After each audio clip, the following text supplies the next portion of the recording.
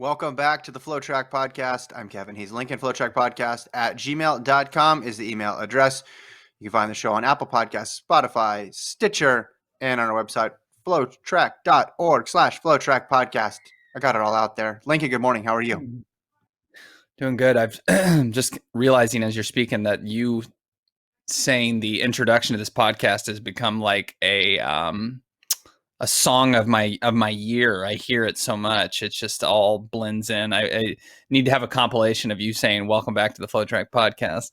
I think I've modeled my introduction off of yours. Now I don't get into which apps you can listen to it on. I don't go quite that far, but because let's be honest, I mean, who do you listen to podcasts on anything besides Apple Podcasts? I don't know what fools are out there listening to it on other apps. Maybe people can write in and tell us.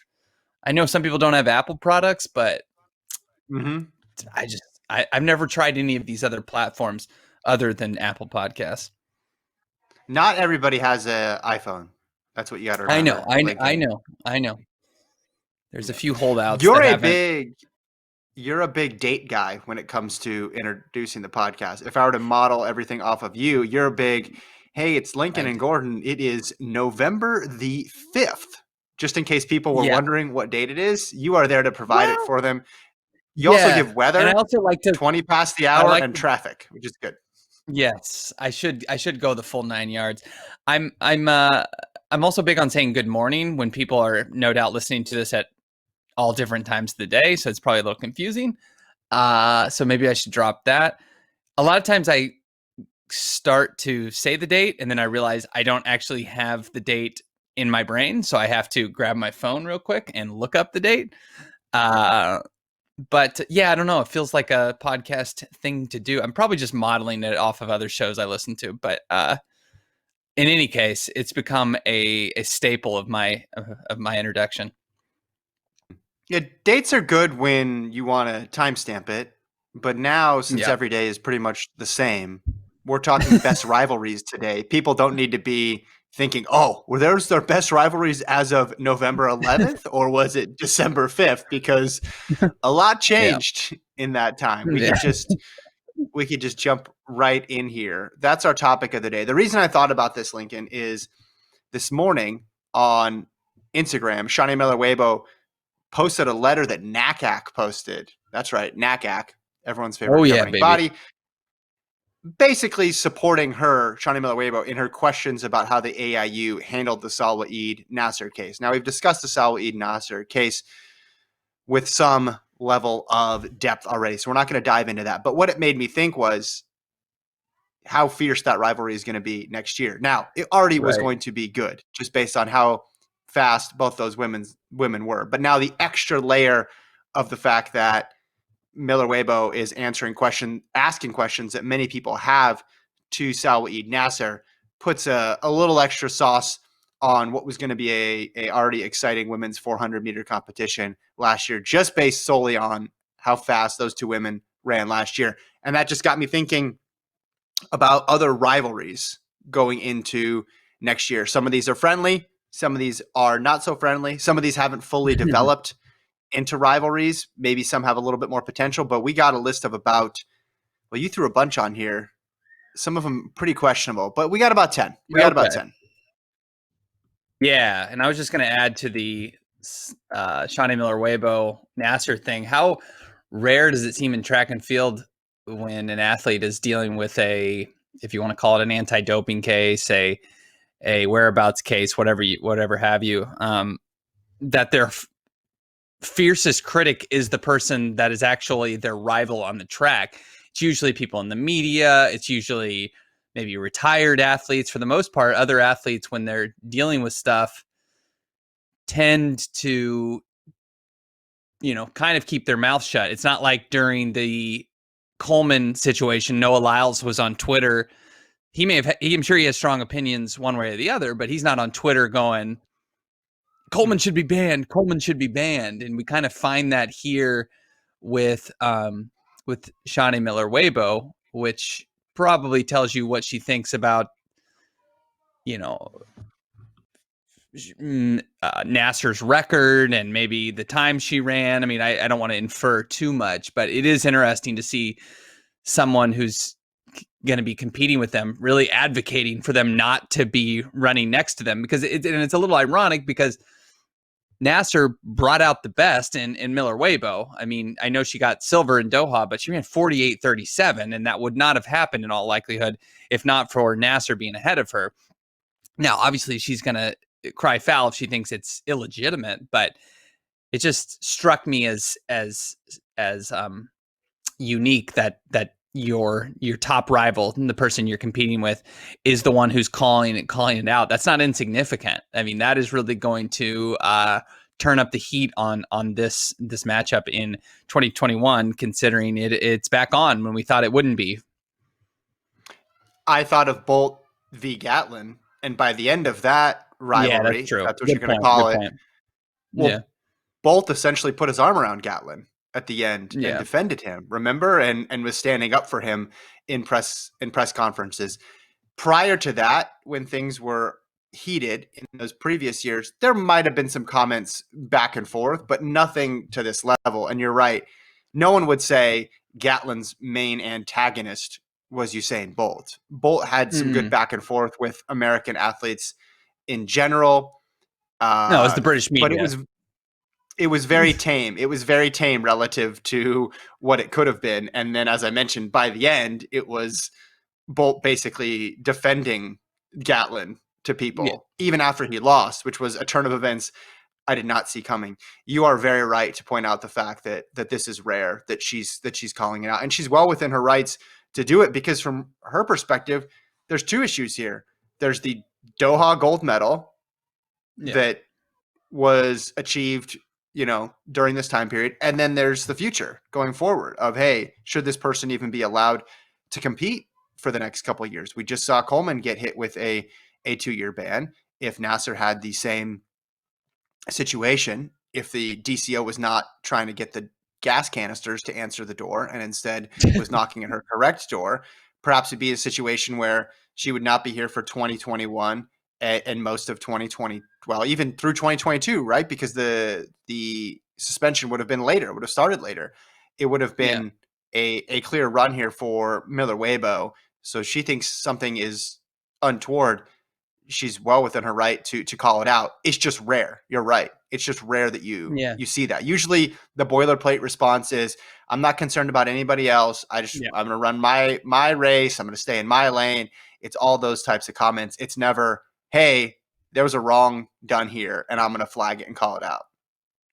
Yeah, it's unique because on some levels, I'm conflicted, because it does, the Nasser case is very clearly she got lucky. Now, it doesn't, obviously we've been down this road, it doesn't necessarily mean she was doping, but she very clearly got lucky that they accepted her case. The tribunal accepted her version of events, as the unfortunate DCO was banging on a door with petrol behind it.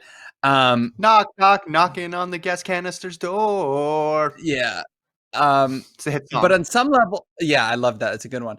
On some levels too, I kind of look at Miller Weibo and be like, you're kind of just being petty. Like, accept it and like use it as motivation. Like, you kind of feel like you should just get over it and prepare for the season and say, I can't control the fact that she's going to be here. And regardless of what NACAC says, NACAC doesn't have much sway. I'm sorry. I don't think, although they are one of the area governing bodies, the famous area championships, the NACAC's a beautiful one. It's not like World Athletics is gonna be like, oh, NACAC is supporting Miller Weibo, we're gonna reverse. I mean, they don't have the power to do that anyways, but listen. We can't complain when we say athletes don't give their point of view and they just give canned statements. Okay. And then when she does tell us how she feels, which again, she's well within her right to feel this way because of all the interesting turns to this case, she felt she was wronged. And I don't think she's in a weird spot saying that. I think she's well within her rights to say that. And she could do both. She could say, hey, this is screwed up. This needs to be fixed moving forward, while also getting prepared to beat her. I think that both those things can be true. I mean, part of her issue too, or most of her issue in this letter, is not even directed to Nasser so much as it is to the AIU, and saying, "Hey, this violation occurred. This third violation occurred in April, and then I'm racing her 4 or 5 months later. What's up with that? Yeah. We need to speed up that. We need to speed up that process." So it's not just with her. I understand your point though. If she thought that she was clean and had or not done anything wrong in this case, I don't think she would have been raising a big of issue with it. She clearly thinks something is there. Otherwise, she would not push it to this level. Yeah. Well, because I mean, there was a difference in the way we look back on Coleman's run at the World Championships, and he got by on a technicality, but I don't think there was a lot of people in the 100 that were like, ugh, he shouldn't have even been here. Now, maybe there were, maybe I'm forgetting some, but it was a somewhat similar case to Nasser, and she sounded the alarm. She shouldn't have even been here. It wasn't the same, even though the situations were similar. It wasn't quite the same for Coleman. So there's clearly some differences in perception as far as the believability of cleanliness, if you will. Which is the name of my newest album, The Believability of Cleanliness. It's a Christian rock album. Okay. Well, 4814. 4814. Yeah, is why that'll people do something are for you. asking questions. Yeah. That'll do it. All right. Let's move on to some other rivalries before you name other bands here. Obviously, if we're talking about ones where there's been some back and forth, we got to go with Lamong versus Chalimo. Although, has that cooled down a bit? I think that's cooled down a bit, and it's thawed. And I don't know if that's because both of them came on our show in various formats over these past few months, and because you could say it's your fault or my fault that the whole thing started. Or got restarted because I asked one question and then it got put on in social media and then it started everything again. But you could also say that now it's our fault that it cooled down. So if you're a big fan of that, maybe don't get your hopes up for 2021 with more trash talk there. Yeah, I tend to think that their words, they were definitely playing it down the middle of the fairway and being a little coy with it when they spoke about it. This is a rivalry that plays out much better on Instagram than it does in real life. They may not actually be enemies when you talk about in real life. Like they could go to dinner together where maybe Shanae Miller-Weibo and Saul Wayde Nasser couldn't.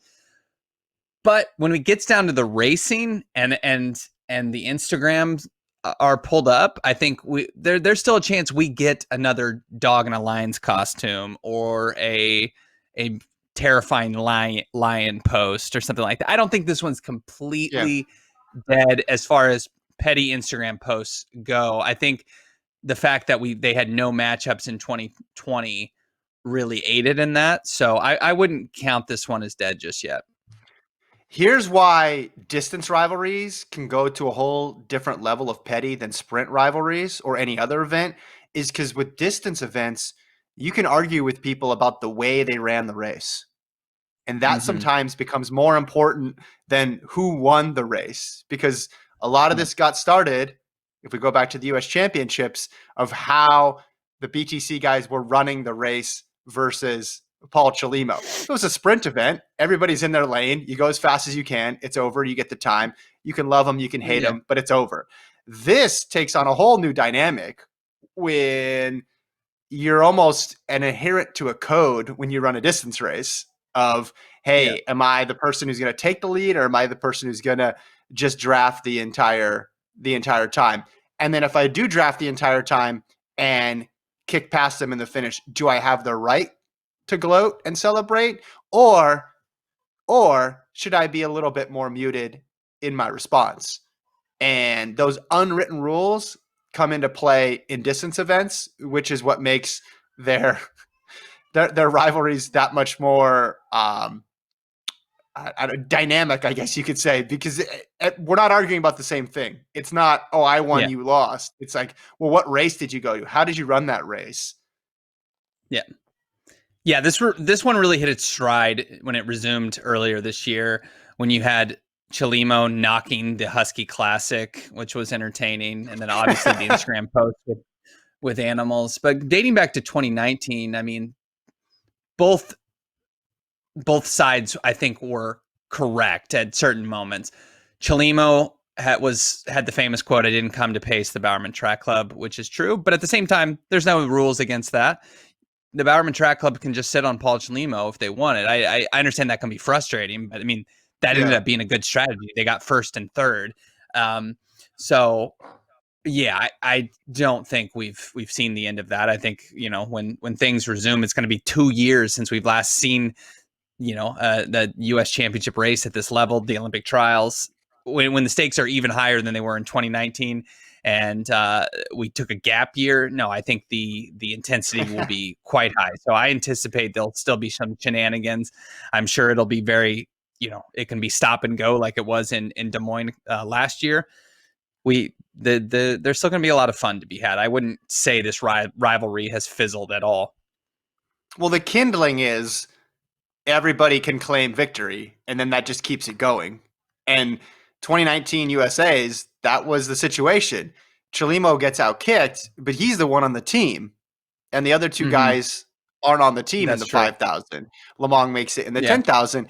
But the fact that everybody can claim a partial victory just keeps the thing going and keeps the thing going. And again, that's why I think the distance rivalries in many respects can be a little more interesting than some of these other events, because there is that code, right, that comes into play that doesn't exist as much in other disciplines. So Chalimo, Lamong, keep that one at the top of the list. Yeah, keep it. Yeah. So that one, I guess we'll have to wait and see, but that's one that can play out at USA's too, or Olympic trials. We don't need to wait for a Diamond League or anything like that. No. McLaughlin v. Dilla Muhammad, women's 400 hurdles.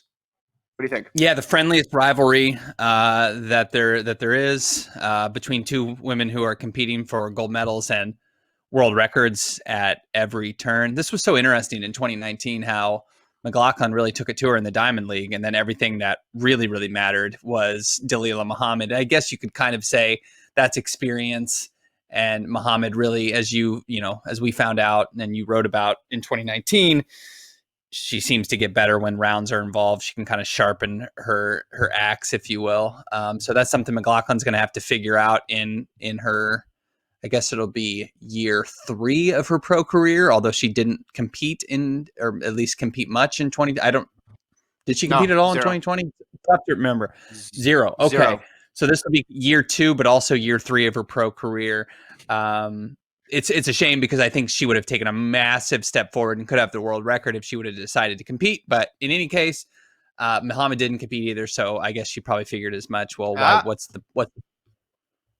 Muhammad did compete at the AP Ranch Invite, Lincoln. She's got times in the 60, the 100, where she dropped an 11.73, a 17:07 150, and a 37:42 300. There you go. It's crucial that someone who's an Olympic champion, world champion, and world record holder ticks boxes to satisfy her Nike agreement. I know. LeBron has to get out on a local playground a couple times a week and video himself shooting jumpers to satisfy his Nike contract. They're like, hey, we're gonna drop you. Hey, we'll drop you if you're not out there shooting some free throws. No, it's ridiculous. Anyways, we've talked about AP Ranch.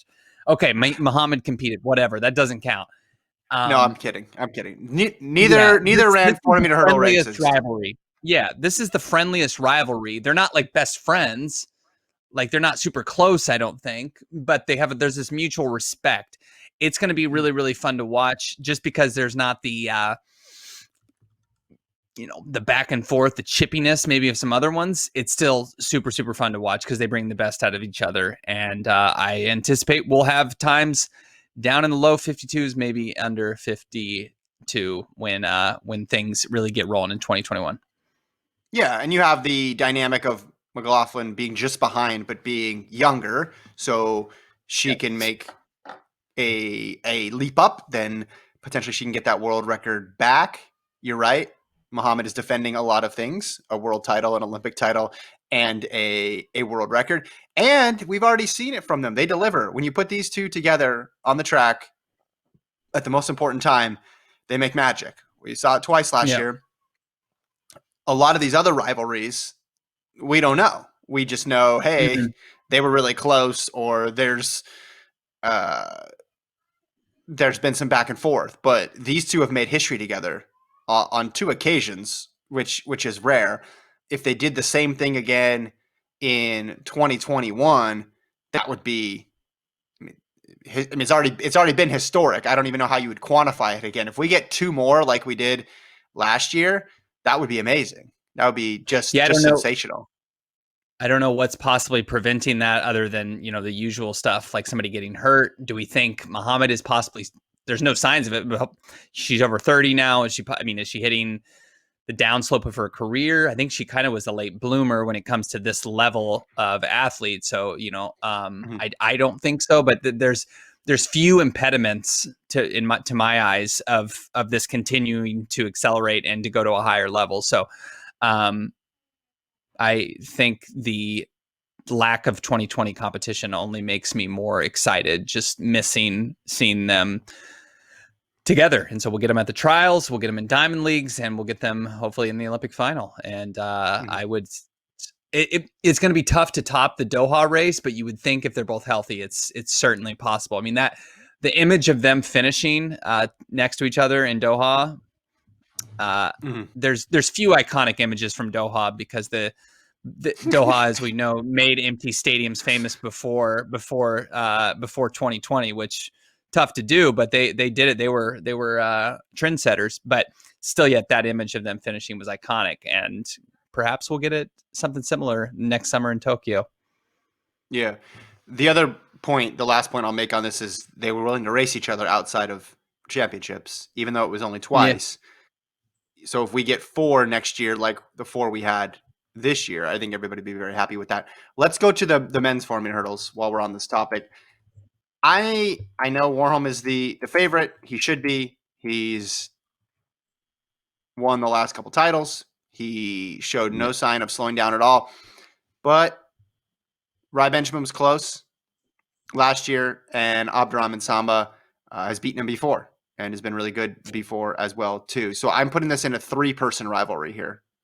You think, because I'm curious, so Samba was the best in 2018 and before Benjamin had really hit his stride, and clearly before Warholm, even though he'd won a world title in 2017, was the Warholm that we know now. Does Samba still belong in this? I mean, I know he was injured in 2019, but what indication do we have that he is going to be? I know he's broken 47 seconds. Listen, I understand that he has the resume, but it's been a while since he's been truly competitive with these guys. Does he still belong in this category? Because I feel comfortable saying it's Benjamin, it's Warholm, and then a tier below is Samba. He's clearly the third peg right now. Does he still belong in this conversation? Because I tend to think he doesn't. He does. He's 25, so he does. I'm not booting him out yet, and he's run 46.98. You're right. He was hurt last year. Wouldn't you be surprised though if he's like up there, like beating Warholm? I mean, like next year he comes in, he's healthy. You wouldn't be surprised if he's like beating Warholm? I feel like I'd be stunned. No, I think again, he's only 25 years old and he's run under 47 seconds. It would not surprise me if he gets a little bit better, or maybe he just stays where he was. He gets back to where he was before, and Warholm isn't as sharp, or Samba or Benjamin isn't as sharp. I think 3 guys have a chance to win. Of the 3, would I put him third right now? Yes, absolutely. But he still has a chance, which against Warholm and Benjamin is saying a lot and giving him a lot of credit, the fact that he even have a shot. Yeah, I would like to know, he's doesn't frequent the media rounds or anything like that. And even though he was in his hometown for the World Championships, he didn't really stop for any English speaking media. Was sprinting. He didn't really stop. He almost fell. He almost tripped over whatever. He almost tripped in the mix zone. Yeah, a mix zone while trying to run through. almost hurt himself again.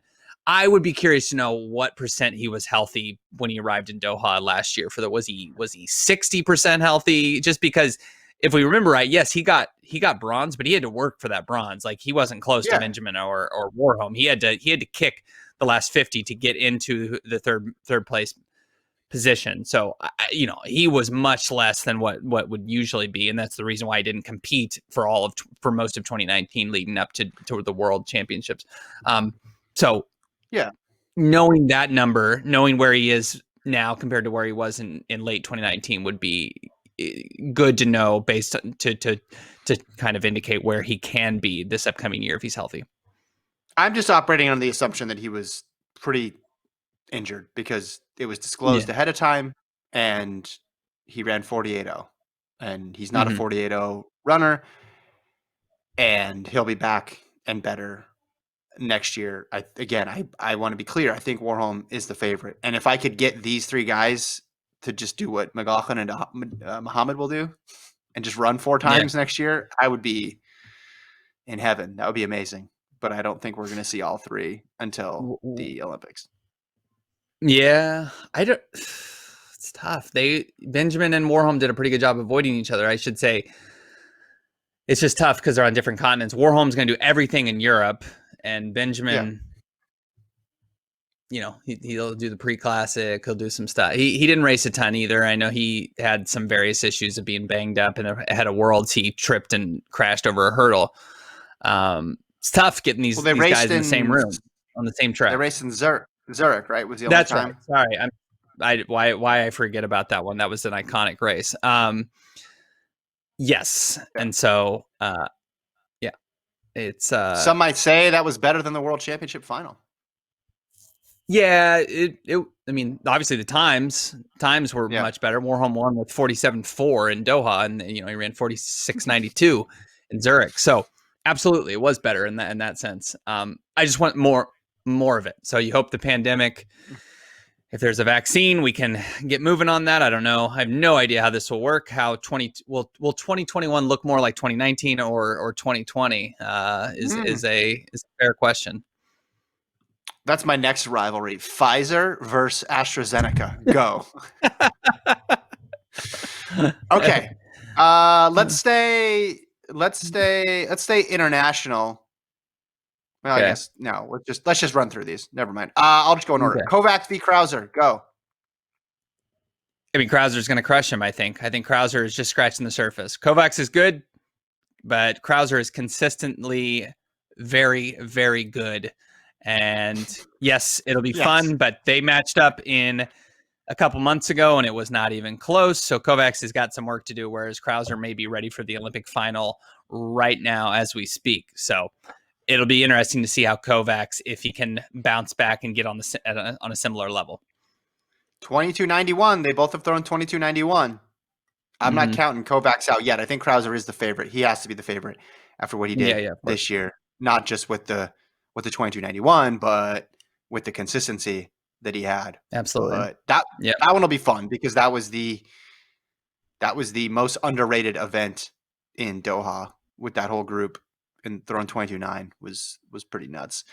Okay. Yep. You have Lyles v. Bromell here, which is interesting. It's a new one. I mean, you got it. If you're going to talk rivalries, you got to have the men's 100 meters. Okay, go ahead. Well, no, you don't, because rivalry implies that something's going to be close. Just historic. If we're going to go historic here, I would actually go Bromell versus DeGrasse, because that's got some history, even though that may not be for gold. But okay, I'll let you explain Lyles v. Bromell. Go. Well, it's a rivalry to be named later, right? It's an RTBN whatever. No, just kidding. I think these guys right now are the favorite in the 100, and so I think if in track and field's premier event, you've got to match up the two guys and say this is going to be a rivalry. Now, it's no guarantee that Bromell is going to be healthy. He hasn't been seriously healthy before 2020 and since 2015. And so he's got some inexperience to deal with on the Olympic stage and on the highest level, I guess, Lyles has never been an Olympian, so he has that problem as well. But he's been competing. Now he's a world champion, so I think we can say he's got that experience. But without Coleman, I think these are the two guys, right? And I think we will see this build up throughout and percolate throughout 2021. Now, is there other guys that can win? Sure, DeGrasse, when healthy, is very, very strong. But I think the ceiling for Lyles and Bromell is higher than it is for DeGrasse, and I think those are basically the three guys who are going to be competing. I think Gatlin's finally over the hill, and not completely, but it's getting there. And yeah, these are the dudes competing in the 100. You have to have a 100 rivalry. I'm not going to act like it's not. If you don't have this guy, then who is it? Is it Christian Coleman versus Time? Is it Christian Coleman versus Walmart receipts? Like, I don't know who we have it. We have to have the men's 100 somewhere in there. It's got to be. You got to have a rivalry. It's a rivalry to be named later, though, because there's no history here. There's no. Yeah. You're right that they've fallen into it. They are. Let's see. Well, in 2016, at the Olympic trials, Bromell finished second. I'm looking at their head-to-head. It's 1-1, but they never actually ran against each other because the competition did not reach final.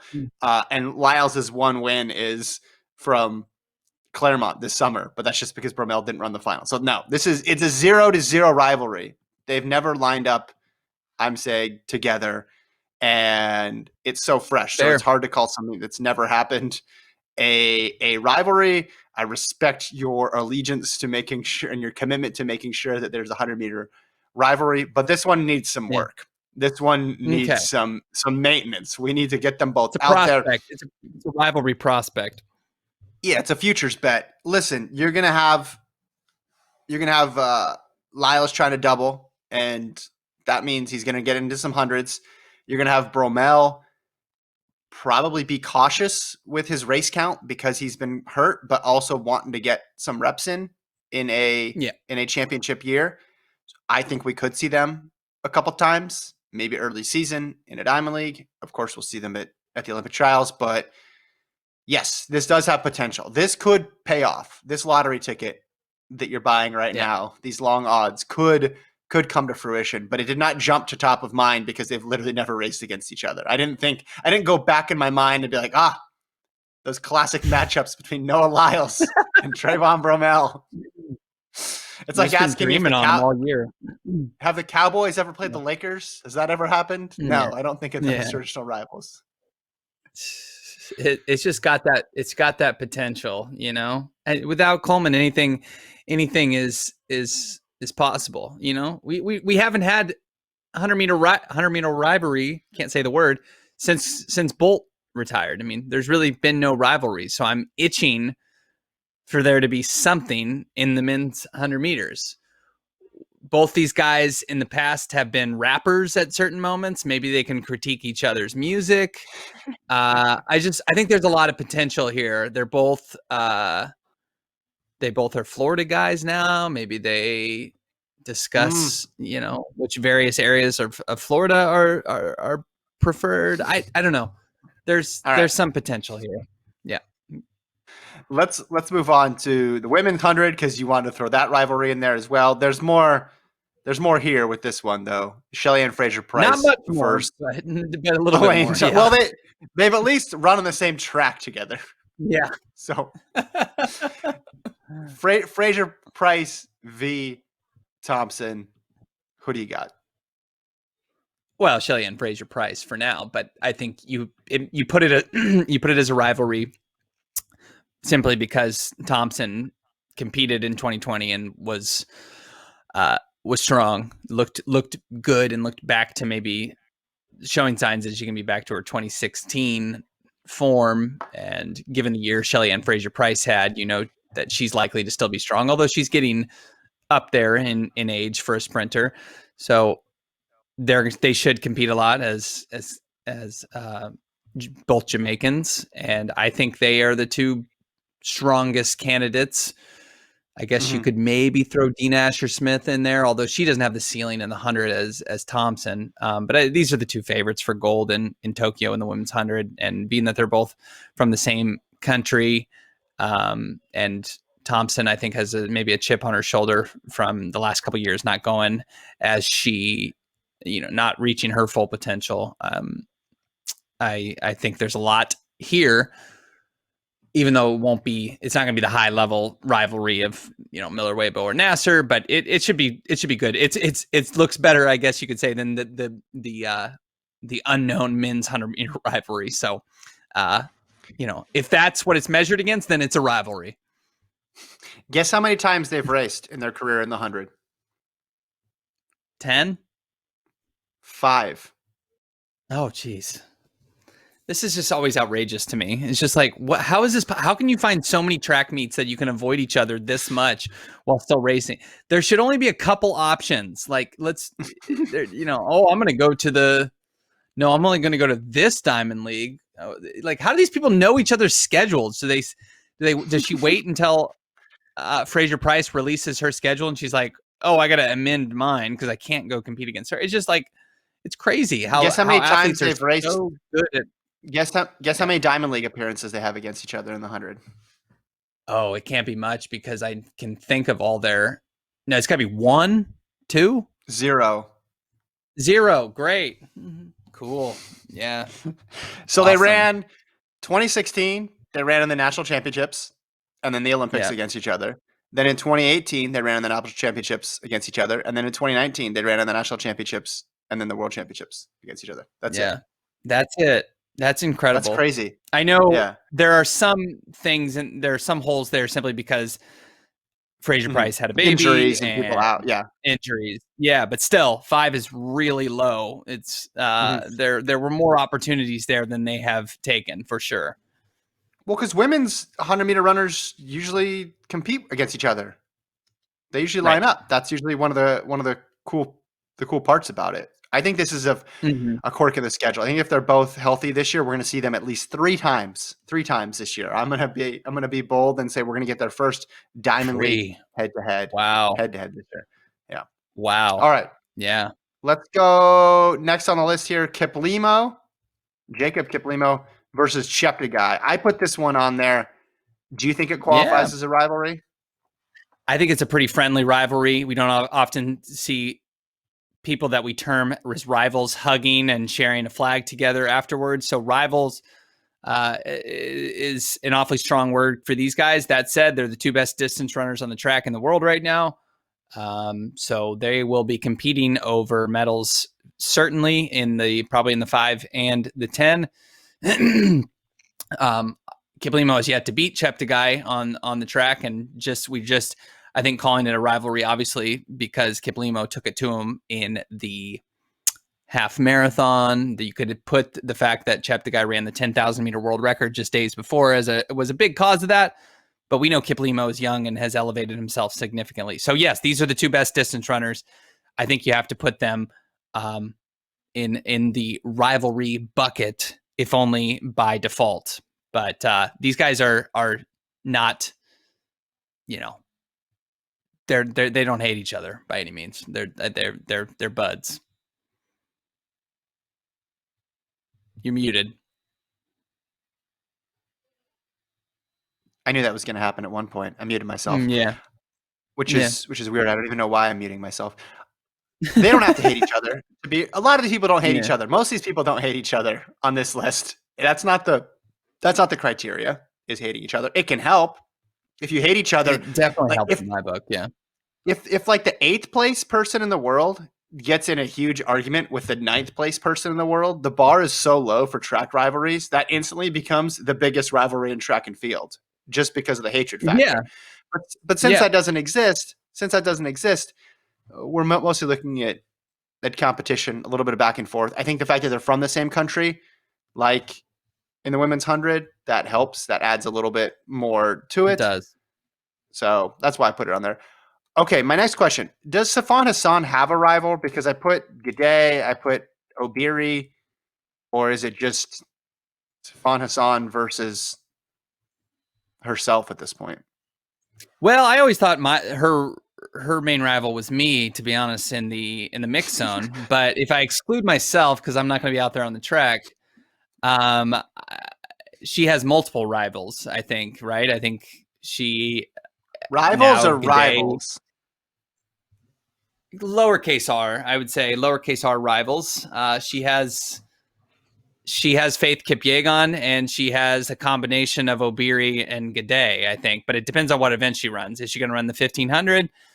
Faith Kipyegon, I think we can definitely say, is a rival. Even though Hassan took a tour, I do think Kipyegon was not at full strength, even though she did PR in the World Championship final. So I guess that's a stretch. But Kipyegon is going to be a tougher challenge than she was in 2019. In 2021, and G'day just set the world record in the 5,000. Even though Hassan has a solid record against her, I think that's a looser rival than Kipyegon. But Obiri can be that as well. So I think she has multiple rivals. She doesn't have one person that maybe she's got in her bedroom circled with with ink and put a mustache over or anything like that. But she's got some people she needs to keep an eye on for sure.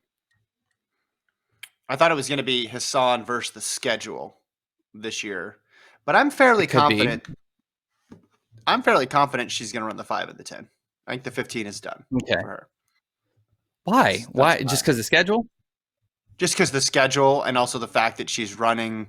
She did the hour run. She was planning on doing the half marathon world championships this year. I think she's trending more towards the longer distance. I think she wants to just settle in on those two. And I think 15 and 10, it's hard. She made it look easy, but that's hard to pull off 2 years in a row.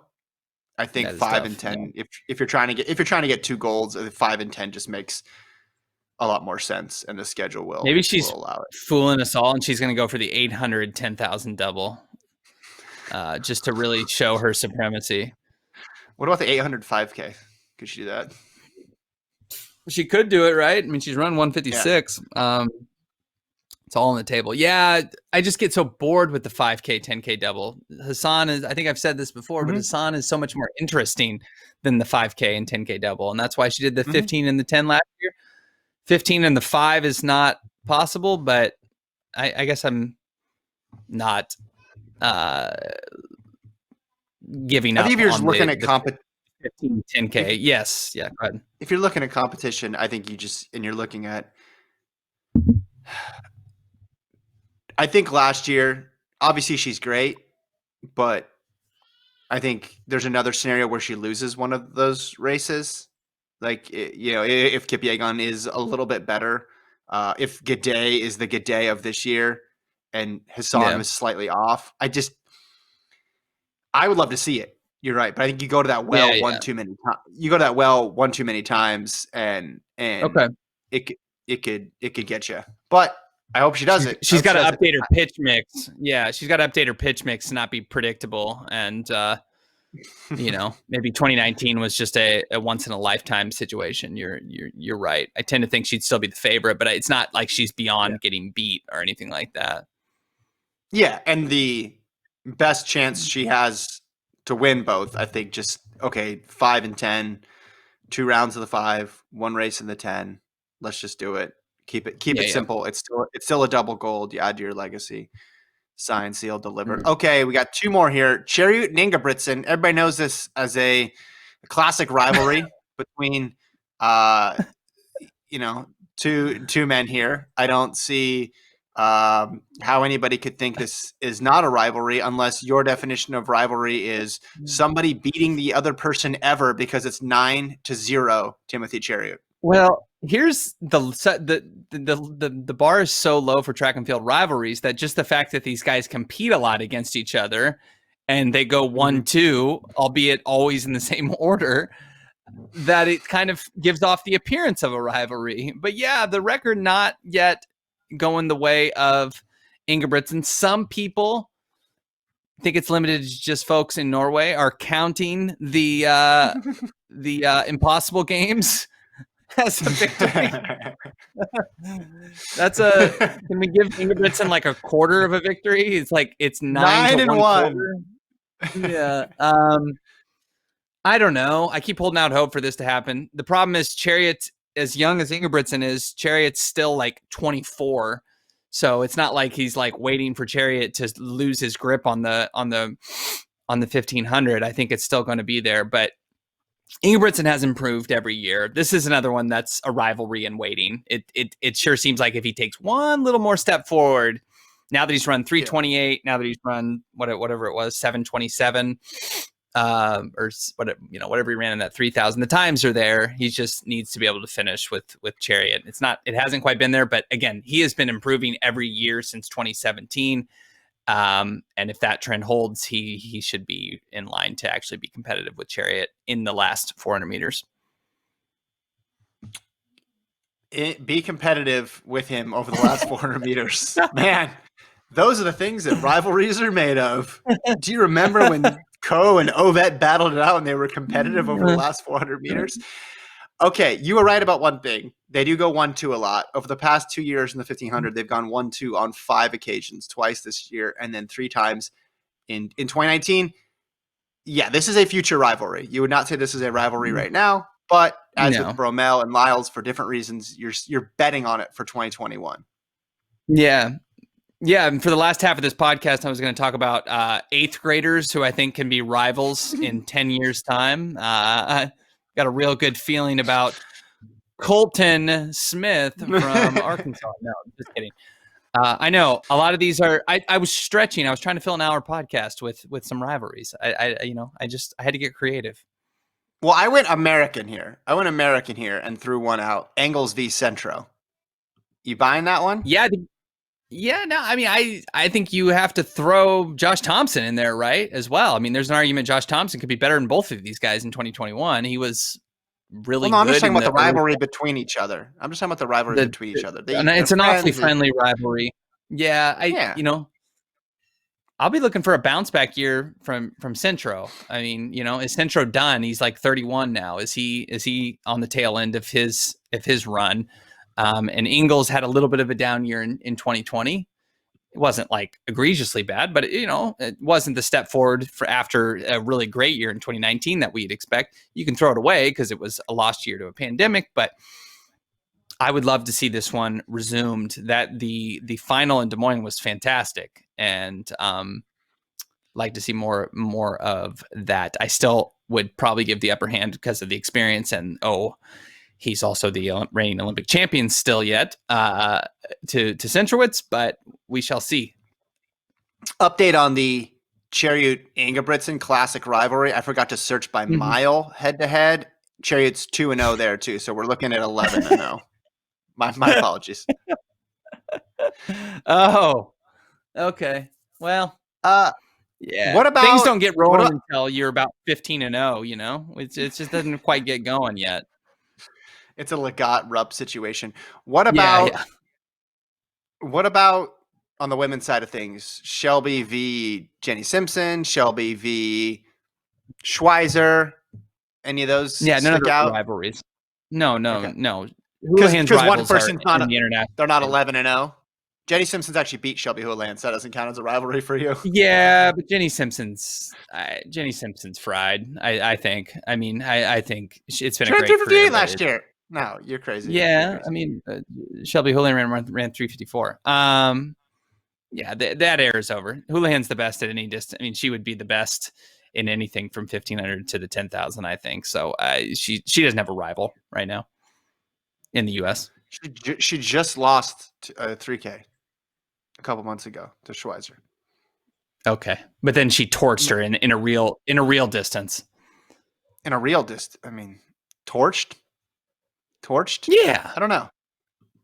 I mean, I think Shelby. I think Shelby's 23 to 26. Yeah, that's a torching. All right.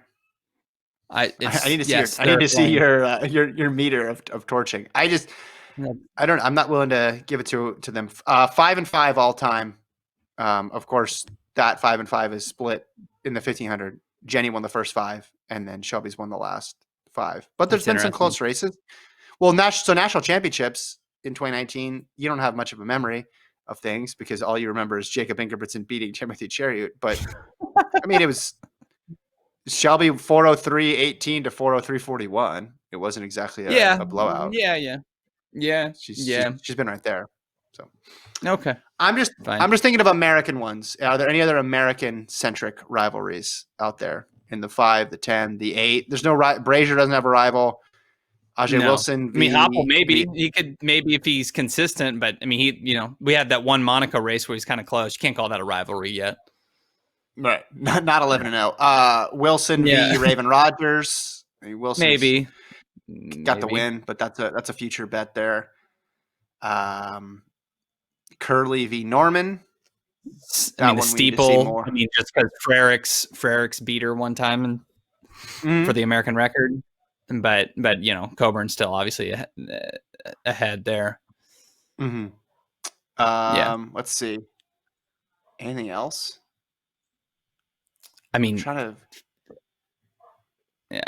triple jump. I mean, no, not really. Yeah, Christian Taylor and Clay. I mean, it's always fun. Yeah. It's always super close, which is good. Yeah. Women's high hurdles. There's just everybody's rivalry because they all compete every week against each other, and you never know who's going to win. All right. Well, let us know what your favorite rivalry is. Again, the more lopsided and the least history, the better for these rivalries. That's what we're talking about. Yeah, you might. That's my standard for this. You don't want Celtics Lakers. What you want is like Grizzlies Raptors. That's what you want. There you for go. A Lincoln style rivalry. Mm-hmm. It's got the potential. Grit and grind, baby. Oh, wait. Okay. Before we go, we got this Wayde van Niekerk update. 662 in the 60. When was this? I didn't see this. This was yesterday. He ran 45 something last week. He's putting together a little season down there, but he was not happy with his 45 point. Yeah. Here's my take. It's sad. It's over. It's over. I'm sorry. It's over. You're calling it in November? Yes. It's over. You were the one who was saying he was going to come back. Yeah, it's over. I'm at 45 something. The ACL tear. When did that happen? Did that happen in 2017? Yeah. I mean, it's been a long time ago. Like, my goodness. Like, if he's going to show us some magic, it's going to need to be soon. 45? That's really slow. It's fall cross country season. Yeah, I guess so. I mean, is he trying to qualify for the East prelims in the NCAA? I mean, I just what? No, like that's we because he's competed so little. There's this kind of the tendency to think like, oh, he's on the injury comeback. Like he blew out his knee a long time ago. It has been a while. Yeah. So I just don't see it anymore. But I know it's only been a couple races. But I mean, isn't that slower than you would have thought he would be at this point? Yes, but I don't know. There's two things that are making it hard to figure out what's going on. Of course, the injury, and what you said is true. You give more slack. Oh, he's coming back. But then just a weird season. If we had a full season this year, or even say they canceled the pandemic, but everybody decided or canceled the pandemic. Say they canceled the Olympics. Hope they cancel the pandemic. This cancer culture is out of control, man. Say they knocked over my light. Sorry. Say they canceled the Olympics, but they just ran a regular Diamond League season. So we had him running when we know he should be fit, and he was running these times. Yes, I would be not optimistic about what he's doing. But it's November, the beginning of November, so it's just really weird timing. So I don't know at what point in his season he's at. The fact that he's disappointed in the times leads me to believe that he thinks he should be in better shape and he's relatively sharp. Well, of course he's disappointed in the time. He's run 43:03. Yeah. I mean, of course he's disappointed in the time. I don't think he's going to come out and say, he can't say, well, it's pretty good for me now because I have half a leg on one side. Well, this is the 400. This is what happens with a lot of people in the 400. And it didn't happen to LaShawn Merritt. Didn't happen to Michael Johnson. So people forget that it happens is you get really, really good when you're very, very young and you have 4 or 5 years and then that's it. And Van Niekerk, obviously his run from 2015, 2016, 2017 was sensational. I think only Michael Johnson could put up an argument for a better run in the event. But now he's 28. He'll be 29 before the Olympics. He's going He's rowing against a bunch of different currents at this point. Yeah, for sure. Yeah. And then he's also rowing into Michael Norman. Yeah. Who has that said, run 662 and 60 is not horrible. I'd be more encouraged about the 60 time than the 400 time. 662 is not terrible. Does he have a better chance in the 100 than the 400? Go. No, but the 200 is definitely, he might have a better chance in, not against Lyles, but better chance to get a higher medal perhaps than the 400.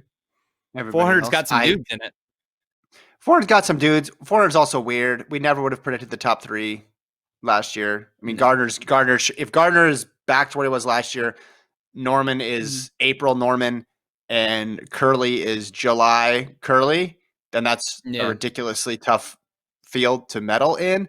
But I don't know if all 3 of those guys are going to be firing on all cylinders at the exact time that they need to next year. Don't forget about Zambrano. Zambrano as well. But I would say Zambrano worked his way yeah, into that mix because of all the other stuff that happened. I mean, credit to him for taking advantage when it mattered. But I wouldn't have him in my at the top of my list. No, of course not. Okay, so you are selling Wayde van Niekerk stock. All right. Yeah. Yes, absolutely. Sad, right, we'll leave it there. FloTrackPodcast@gmail.com. Gordon and Lincoln will be on tomorrow. And then Lincoln and I will be back on Friday to close it out. I have an idea for a show, a fun show. I don't know if we'll do it. We'll only do it if there's no news between now and then that we can talk about potentially on Friday. Yeah. Get your expectations up because what I'm about to sell you is definitely going to be great. Okay. Do I need to invent some more fake rivalries? Is that going to be necessary, or what is? Listen, what's the plan? She's 27-0 against her, but that doesn't mean anything. Yeah. No, it's a different topic. Thank you to Alon for producing. Thank you, everybody, for listening. We'll talk to you guys next time.